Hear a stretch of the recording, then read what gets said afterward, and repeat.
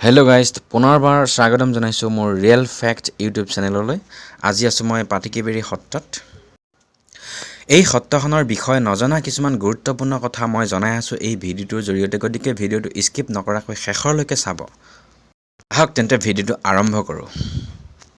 শংকৰদেৱৰ জন্ম হৈছিল ২৬ ছেপ্টেম্বৰ ১৪৪৯ চনৰ নগাঁও আলিপুখুৰী গাঁৱত আৰু মৃত্যু হৈছিল ২৩ আগষ্টৰ ১৫৬৮ চনত ভেলাডংগা নামৰ এখন ঠাইত, বৰ্তমান কোচবিহাৰ ৱেষ্ট বেংগলত আছে।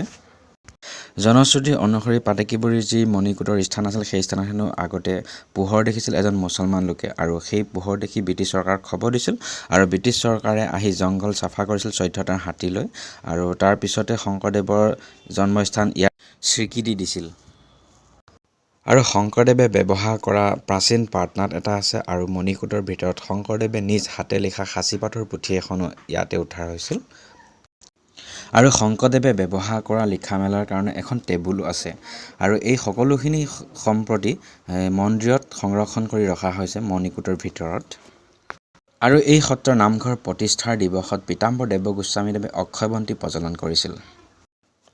আৰু এই পাটেকিবৰি সত্ৰখন পবিত্ৰ তীৰ্থস্থান বৰদোৱা সত্ৰৰ কিছু বছৰ পিছত এই সত্ৰখন আৱিষ্কাৰ কৰা হৈছিল। এই সত্ৰখনলৈ যদি আপোনালোকে আহিব বিচাৰে তেন্তে আহিব পাৰে। নগাঁৱৰ পৰা প্ৰায় 67 কিলোমিটাৰ দূৰত অৱস্থিত পাটেকিবৰি সত্ৰ, আৰু মৰিগাঁৱৰ পৰা প্ৰায় 25 কিলোমিটাৰ দূৰত অৱস্থিত এই পাটেকিবৰি সত্ৰখন। তো নিচেই কাষতে আছে, তো আহিব পাৰে। আৰু শ্ৰীমন্ত শংকৰদেৱৰ জন্মস্থান আলিপুখুৰী পাটেকিবৰি সত্ৰত প্ৰতি বছৰে বৌদ্ধ পূৰ্ণিমাৰ পিছৰ শনি আৰু দেওবাৰে সমূহীয়াভাৱে পালনাম আয়োজন কৰা হয়। তো ইয়াতে বহুত দূৰৰ দূৰৰ পৰা ভকত আহে, তো খুবেই ভাল লাগে, আহিব পাৰে আপোনালোকেও। আৰু মই যিমানখিনি জানো ভিডিঅ'টোৰ জৰিয়তে সকলো তথ্য আপোনালোকক দিব চেষ্টা কৰিছোঁ, আৰু আপোনালোকে এই তথ্যখিনি বিশ্বাস কৰে নকৰে সেইটো আপোনালোকৰ নিজৰ মাজত থাকিব। আৰু যদি অধিক জানিবলৈ মন আছে গুৰুজনাৰ বিষয়ে তেন্তে আপোনালোকে আহিব ইয়ালৈ, এবাৰ চাই যাবহি। সত্ৰখন বহুতেই ভাল লাগে। ইয়ালৈ আহিলে আপোনালোকে এণ্ট্ৰি ফিজ হিচাপে একো দিব নালাগে, ইয়াত এণ্ট্ৰি ফিজ ফ্ৰী হয়। আৰু ইয়াতে গাড়ী ৰখোৱাৰ বাবে ডাঙৰ পাৰ্কিং প্লেচো আছে, টেনশ্যন নাই সেইকাৰণে। আৰু যদি ৰাতি থাকিব বিচাৰে তেন্তে ইয়াত ৰাতি থাকিব পাৰে, কিন্তু সত্ৰাধিকাৰ অনুমতি লৈহে থাকিব পাৰিব।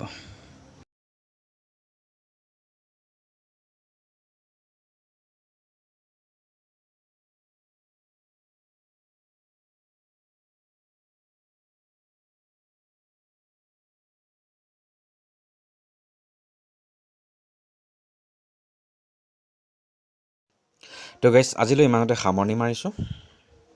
ভিডিঅ'টো শেষলৈ চোৱাৰ কাৰণে ধন্যবাদ জ্ঞাপন কৰিছোঁ, আৰু যদি ভিডিঅ'টো ভাল লাগিছে প্লিজ লাইক এণ্ড কমেণ্ট কৰিব, আৰু চেনেলটো ছাবস্ক্ৰাইব কৰিব নাপাহৰিব।